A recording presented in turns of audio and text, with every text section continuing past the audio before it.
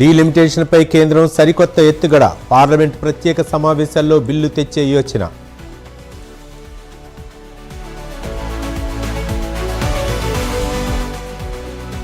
Visakha economic రీజన్పై CM Chandrababu సమీక్ష, 9.5 లక్షల కోట్ల రూపాయల పెట్టుబడులే లక్ష్యంగా దిశానిర్దేశం.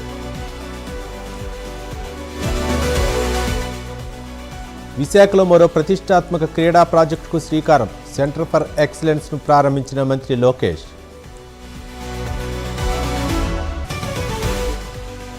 కేంద్ర జలశక్తి మంత్రి సిఆర్ పాటిల్తో సీఎం రేవంత్ రెడ్డి భేటీ, తుమ్మిడిహట్టి ప్రాజెక్టు ఎత్తు పెంపుపై కేంద్ర మంత్రికి విజ్ఞప్తి.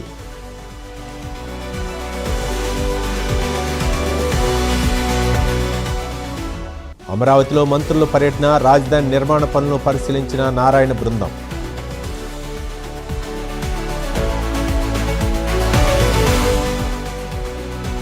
దేవరపల్లిలో మాజీ సీఎం జగన్ పర్యటన, పొగాకు రైతులతో వైసీపీ అధినేత ముఖాముఖి.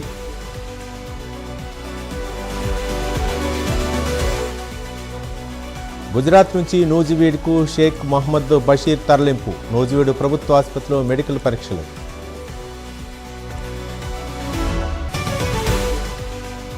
చింతాడ రవి కుటుంబానికి వైసీపీ అండగా ఉంటుంది, జగన్ ప్రజాదరణను చూసి తట్టుకోలేకపోతున్నారన్న ధర్మాన ప్రసాదరావు.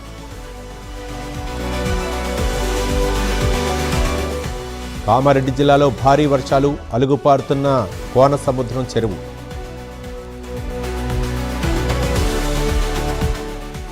నితిన్ గడ్కరీని కలిసిన తెలంగాణ బీజేపీ ఎంపీలు, కోంపల్లి ఉప్పల్ ఫ్లైఓవర్ల నిర్మాణ జాప్యంపై చర్చ.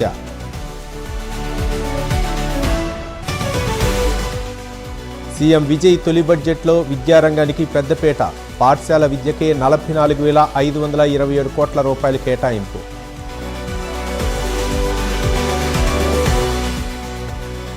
జార్ఖండ్లో దేవేంద్ర మహతో ఆరోగ్య పరిస్థితిపై కొనసాగుతున్న ఆందోళన, డిమాండ్లు నెరవేరే వరకు ఉద్యమం కొనసాగిస్తానని స్పష్టీకరణ.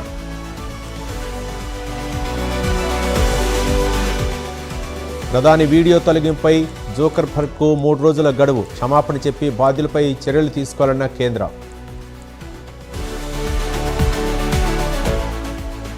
హర్ముజ్ను తెరవాల్సిందే, లేకపోతే ఇబ్బందులు తప్పు, ఇరాన్కు మరోసారి వార్నింగ్ ఇచ్చిన ట్రంప్.